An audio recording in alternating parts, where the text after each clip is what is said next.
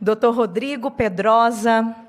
Dr. Rodrigo é procurador da Universidade de São Paulo e mestre em filosofia pela USP. Muito obrigada. Seja muito bem-vindo a essa casa, Dr. Rodrigo. Eu que agradeço. Agradeço a excelentíssima deputada Cristiane Lopes, a quem saúdo. Agradeço também a deputada Cristoneto, excelentíssima deputada Cristoneto, que teve a salutaríssima iniciativa de propor este seminário.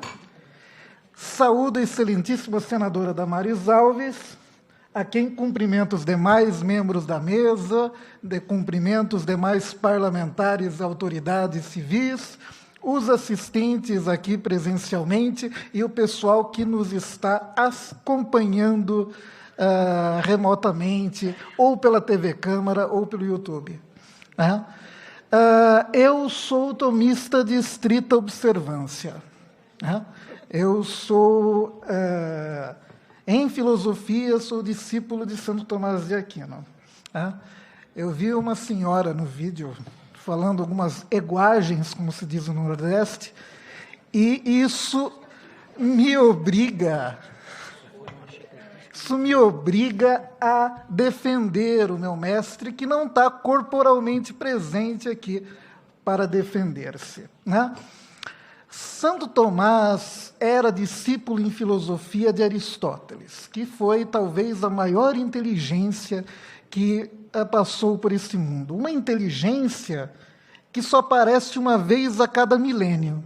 Então, nós tivemos num milênio Aristóteles, no outro milênio tivemos Santo Tomás de Aquino. Inteligência como esses dois só aparece uma vez a cada milênio. Não estou citando Jesus Cristo, porque ele, junto com uma inteligência humana, ele tinha uma inteligência divina. Então, não dá para competir. Mas, em termos de inteligência humana, o mundo não viu maiores inteligências que essas duas. E o Santo Tomás, por ser discípulo de Aristóteles, ele adotou a teoria da animação gradual, no sentido que, na filosofia, a alma é a forma substancial do corpo. Não são duas substâncias, não são duas coisas separadas. Alma e corpo formam uma unidade substancial. Mas na época de Santo Tomás e também na época de Aristóteles não havia o conhecimento microscópico da célula, tudo isso. Então, Santo Tomás dizia para efeitos teóricos, especulativos, jamais para efeitos práticos, que a alma humana, que é criada diretamente por Deus, porque ela é espiritual, a alma humana só seria criada e infundida quando o nascituro, a criança em gestação, o feto estivesse suficientemente maduro. Na linguagem confusa da médica que falou na televisão, na TV Record, seria isso, ela não entendeu. A biologia só vai desenvolver-se como ciência no século XIX, com o telescópio, onde descobrir a célula, a teoria da célula, e aí acontece o quê? Acontece que se descobre que não há diferença, não há salto qualitativo, não há solução de continuidade entre a célula-ovo, produzida, gerada pela fusão dos gametas, até o nascimento, no desenvolvimento da vida intrauterina. Assim, a teoria da animação gradual perdeu o sentido. E aí, por exemplo, bem-aventurado Pio IX, a Igreja reconhecendo uma verdade biológica, porque é a primazia do ser. O dever ser, ele deve assentar-se sobre o ser. E a Igreja, reconhecendo um fato biológico, estendeu a excomunhão do delito de aborto para desde a concepção. Mas isso foi uma conclusão que a Igreja tomou a partir de uma verdade científica.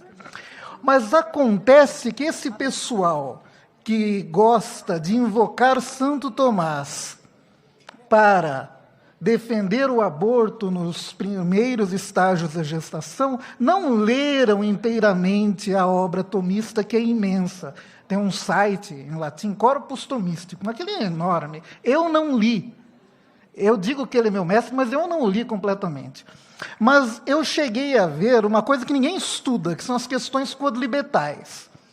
Nas questões quodlibetais de Santo Tomás. Em geral, o pessoal se detém na Suma Teológica, que é a principal obra de Santo Tomás, nas questões disputadas sobre diversos assuntos. Eu inventei, só um sujeito esquisito como eu, vai estudar as questões quodlibetais. E lá, literalmente, Santo Tomás coloca que o aborto é pecado grave desde que a criança é concebida. Não apenas a partir do momento em que ela receberia uma alma humana, segundo essa teoria antiga. E nisso, Santo Tomás está em coerência com toda a teologia católica anterior, desde a de daqui, que é o primeiro catecismo descoberto, né? Com São Basílio Magno. São Basílio Magno é bem claro, ele diz: nós condenamos o aborto, não importa se o feto já esteja animado ou não. E Santo Tomás vai sustentar a mesma opinião nas questões quodlibetais. Então, é uma mentira que Santo Tomás era a favor do aborto nas primeiras semanas de gestação. Dito isso, vamos passar para o assunto do seminário, né? É muito difícil falar depois de tanta gente ilustre, né? Mas, de certa forma, eu sou baixinho, todo mundo viu aqui, eu tenho 1,65 m de altura, né? Nem sempre um grande homem é um homem grande, então isso me serve de consolo. Mas como eu sou baixinho, eu vou me permitir sentar nos ombros dos gigantes que passaram antes de mim, né? Doutora Ivis Gandra, doutora Ângela, a senadora e ex-ministra, né? As pessoas que falaram antes de mim, né? E, principalmente, eu vou me deter em duas exposições.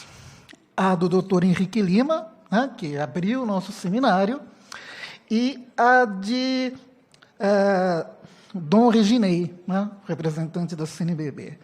Dom Reginei, ele foi na jugular da questão jurídica. Por quê?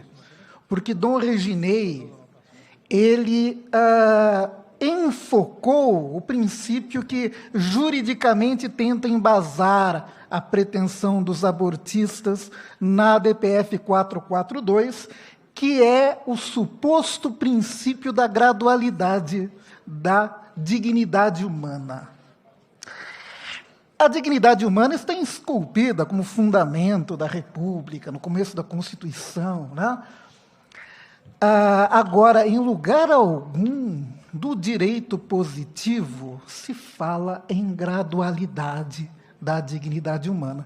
É quase um contrassenso. É algo que lembra aquele livro do George Orwell, A Revolução dos Bichos. Porque é dizer o quê? Todos os homens são dignos, mas alguns são mais dignos que os outros. Eles usam na DPF 442, na petição inicial, uma linguagem arrevezada, uma linguagem típica do pedantismo acadêmico, que faz parecer que ali tem coisas muito profundas, mas, na verdade, é apenas uma máscara para o sofisma. E o princípio da gradualidade não é um princípio, é um sofisma, porque ele não está escrito nas leis humanas e nem tampouco na lei natural. Né? A lei natural, ela entende a dignidade como algo próprio, não de indivíduos singulares, mas da natureza humana como tal. E o nascituro, o feto humano, o embrião humano, ele é humano. Ele pertence à mesma espécie que eu. Então, não é a idade, seja dentro do útero ou fora do útero, que faz a dignidade da pessoa humana. É ela pertencer àquela natureza. A dignidade da pessoa humana é um princípio muito perigoso, porque ela depende de um entendimento metafísico muito sutil e delicado. Entendeu? A verdadeira dignidade da pessoa humana depende do reconhecimento da integralidade do ser humano, como portador de uma alma espiritual, mais que portador, como uma alma espiritual. Assim como nós somos o corpo, que é a nossa matéria, como dizia, citando Santo Tomás, a alma é a forma substancial do corpo. Né?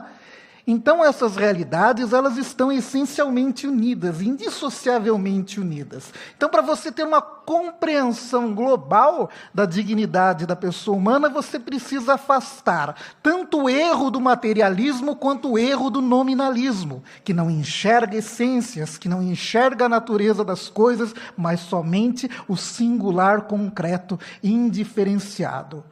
Ser humano não é um rótulo que eu uso, é uma natureza universal do qual eu sou expressão singular e cada um de vocês, na sua singularidade, nas suas peculiaridades, cada um de vocês é a expressão individual de uma natureza universal.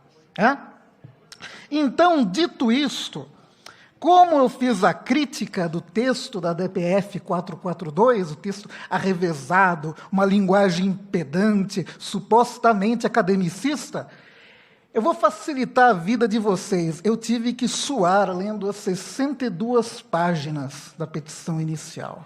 É um texto extremamente chato. Parabenizo quem teve, como a deputada Júlia Zanata, a pachorra, a paciência de ler tudo isso. Mas eu gostaria de resumir para vocês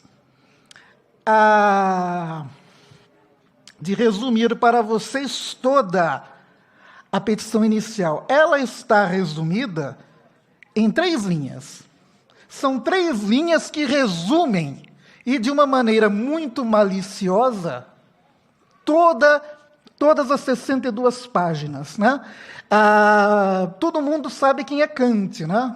Todo mundo sabe quem é Kant. Aí eu pergunto para vocês, quem é Matias Aires? Alguém sabe quem é Matias Aires aqui?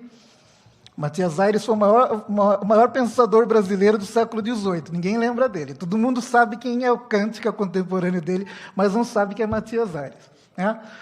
O Matias Aires, ele tinha uma frase que é distinto. Há diferença entre ter malícia e ser malicioso. Porque a malícia é uma certa penetração pelo qual você identifica o mal. Então, tem malícia quem, examinando um texto, capta a maldade que está por trás dele. O malicioso é aquele que penetra o mal para cometê-lo. Né? Então, tenhamos malícia com os inimigos da vida, mas não sejamos maliciosos como ele. E agora eu queria destacar a malícia das 62 páginas. Eu peço muito a atenção de vocês, porque o que está sendo discutido aqui não é apenas o aborto nas primeiras 12 semanas. É algo que afeta, de acordo com aquela médica ela tinha dificuldade de se expressar, ela tropeçava nas próprias palavras, aquela médica, né? Mas ela deixou clara a malícia que está por trás disso, que é o aborto até o nascimento, e vai além disso. Vai além do nascimento. Porque a cultura da morte, a cultura do descarte, não vai parar quando o indivíduo nasce. Porque um abismo, ele invoca outro abismo. O abismo chama o outro. E a DPF 442, a inicial da ação, ela é bastante reveladora quanto a isso, quando diz que a presente ADPF é o resultado de um processo cumulativo, consistente e coerente de atuação responsável desta Suprema Corte na proteção dos direitos fundamentais das mulheres. Agora deixa eu traduzir essa linguagem pedantocrática para vocês. Quando ele fala de processo aqui, não é o processo judicial, que é a série de atos processuais. A ADPF 442 é um processo judicial, mas ela é um processo judicial que faz parte de um processo político. Um processo político que se desenrola no Supremo Tribunal Federal, onde não deveria desenrolar-se. Um processo... Obrigado, ministro. Obrigado. Senadora agora, né? Sou fã aqui também. Não, eu sou fã dela também. É uma admiração recíproca. E... É um processo político que se inicia com a DPF 54 e com a ADI 3510. A DPF 54 foi proposta primeiro, inclusive um dos advogados foi o Luiz Roberto Barroso. Nesse processo eu atuei como advogado também, ex-adverso do Barroso. Eu fui um dos advogados da CNBB, como amicus curiae, né? E depois o Luiz Roberto Barroso foi para ministro do Supremo e eu virei assessor jurídico da ministra Damares, e lá nós tivemos embates com o ministro Barroso também. A gente trabalhou no decreto de um conselho da criança, que o Barroso acabou fulminando, mas ele me elogiou muito, assim, ele não sabia que o decreto foi assinado pelo presidente Bolsonaro, tal, mas quem tinha redigido era eu. E aí, ele no acórdão, no voto dele, ele disse que era uma obra-prima do constitucionalismo autoritário, me comparou com Viktor Orbán. Como se... Assim, ele não citou meu nome, porque ele também acho que não deveria saber que aquilo saiu da minha lavra. Mas eu aceito o elogio, ministro Barroso. A gente está de lados opostos, mas nem por isso a gente pode perder o cavalheirismo, né? Digamos, a gentileza não compromete a coragem, né? A combatividade. E, então, é um processo político que se inicia com a DPF 54, foi proposta primeiro, depois foi proposta a ADI 3510. A ADI 3510 era das células tronco-embrionárias, né? Naquela época se prometia, que era um falso messianismo, porque se dizia que os cegos iriam ver, os aleijados voltariam a andar, né?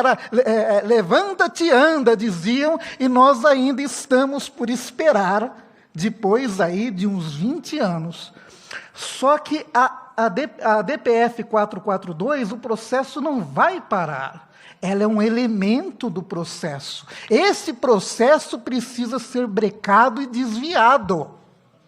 E essa é a responsabilidade dos parlamentares aqui, como o deputado Gustavo Gayer, a minha querida senadora Damares, né, a deputada Cristiane Lopes, porque, em primeiro lugar, o povo é representado na Câmara Federal, na Câmara dos Deputados, cada deputado representa uma corrente de opinião nesse mosaico, nesse caleidoscópio, que é a pluralidade política nacional, e o Senado, por sua vez, tem a prerrogativa e a missão constitucional de ser o fiscal do STF nesse sistema nosso de freios e contrapesos, né, em que um poder equilibra o outro. Então, é preciso que a Câmara Baixa ouça os clamores populares, é preciso que o povo clame, é preciso que a Câmara Baixa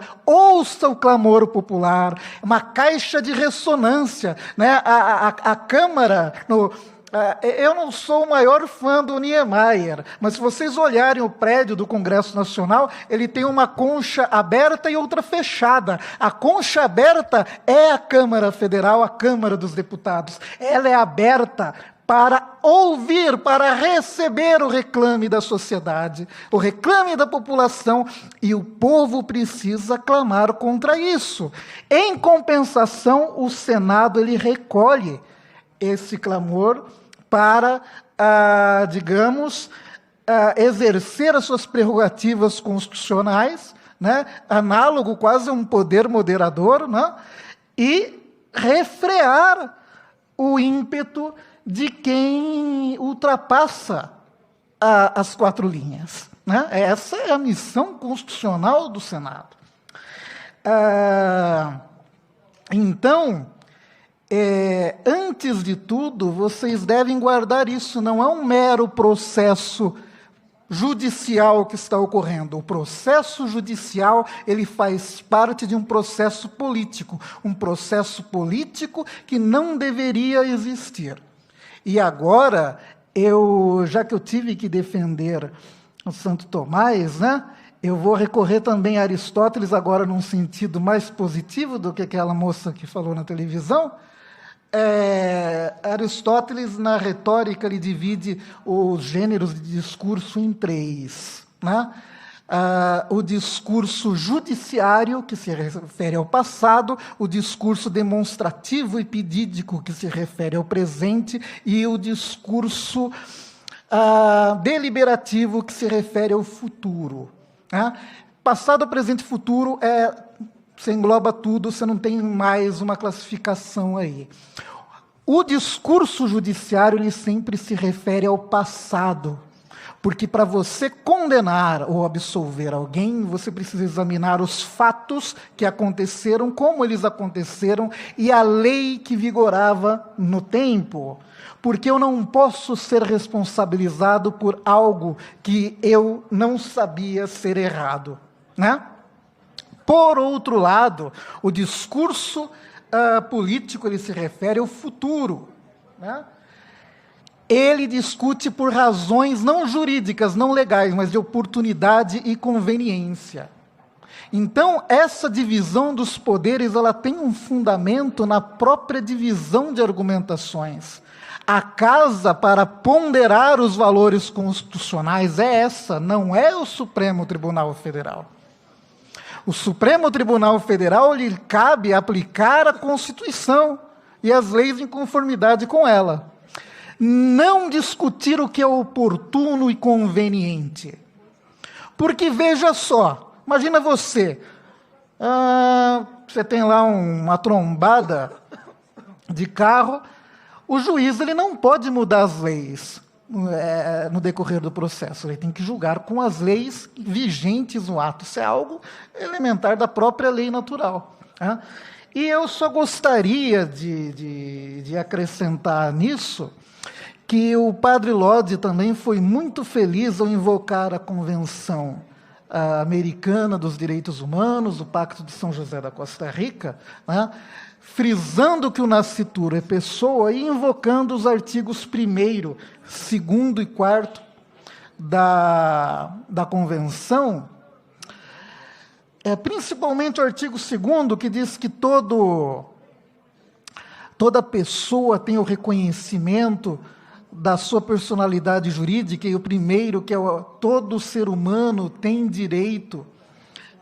A pessoa é todo ser humano. Pessoa é todo ser humano. E isso, além desse embasamento numa convenção internacional, ele tem um embasamento metafísico, ontológico, porque as coisas existem antes do direito. Eu não posso, por exemplo, atribuir responsabilidades e direito a essa mesa. Mesmo que eu trombe com ela, me machuque, seria, digamos, ridículo se alguém se indignasse com uma mesa. Então, eu não posso tratar uma mesa como uma pessoa. Né? E ainda cito, né, dentro do artigo 5º da Constituição, o parágrafo 2º, né, que ele oferece não apenas a garantia da supralegalidade da Convenção dos Direitos Humanos, mas também um princípio de hermenêutica da própria Constituição. Né? Os direitos e garantias expressos nesta Constituição não excluem outros decorrentes do regime e princípios por ela adotados. Ou seja, você não pode interpretar o artigo 5º para excluir direito. Então, você não pode dizer, só quem nasceu é pessoa, porque o direito à vida é dos brasileiros natos, que nasceram e naturalizados. Só que eu não posso impedir que um estrangeiro se naturalize. O estrangeiro ele tem que completar 15 anos de residência para se tornar brasileiro, segundo a Constituição. Seria inconstitucional uma lei obrigando todo estrangeiro com 14 anos de residência a expulsá-lo do Brasil, porque aí estaria frustrando a intenção da Constituição de torná-lo brasileiro, né?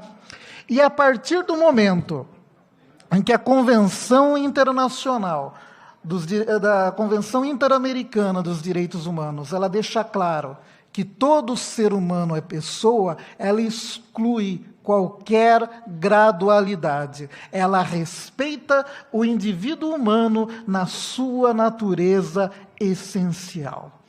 Então é isso, eu teria mais coisas para falar, qualquer coisa vocês me procurem no Twitter, aí, Rodrigo R. Pedroso. Eu estou aqui em Brasília e eu só volto para São Paulo na manhã de segunda-feira. Aí eu prometo para vocês, eu vim despreparado para a questão do Santo Tomás de Aquino, mas a primeira postagem que eu fizer em segunda-feira, depois de consultar a minha biblioteca, será postar a fonte, o lugar exato nas questões libertais de Santo Tomás, em que ele diz que é pecado grave o aborto desde que o ser humano é concebido. Muito obrigado, Deus abençoe o Brasil e a todos vocês. Muito obrigado.